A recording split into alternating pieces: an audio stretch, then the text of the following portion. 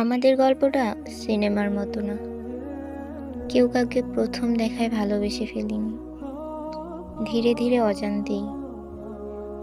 একদিন দেখি তুই আমার অভ্যাস হয়ে গেছিস। প্রতিদিনের ছোট ছোট কথাগুলো, খেয়েছিস, পৌঁছাইছিস, এই সাধারণ প্রশ্নগুলোর মধ্যে লুকিয়ে ছিল অনেক কেয়ার। আমরা ঝগড়া করেছি, রাগ করে কথা বলিনি দিনের পর দিন, তবুও শেষে আবার ঠিকই কথা শুরু করেছি। কারণ দুজনেই জানতাম একজন ছাড়া আরেকজনের দিনটা ঠিক যায় না। কখনো বড় কোনো প্রমিস দেইনি, কিন্তু তোর পাশে থাকাটা, এটাই ছিল আমার সবচেয়ে সত্যি কমিটমেন্ট।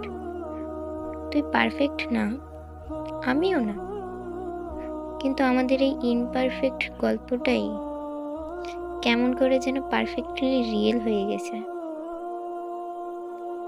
শেষে একটা কথাই, ভালোবাসা সবসময় আই লাভ ইউ না, কখনো কখনো সাবধানে যাস, এই কথাটাই সবচেয়ে বড় ভালোবাসা।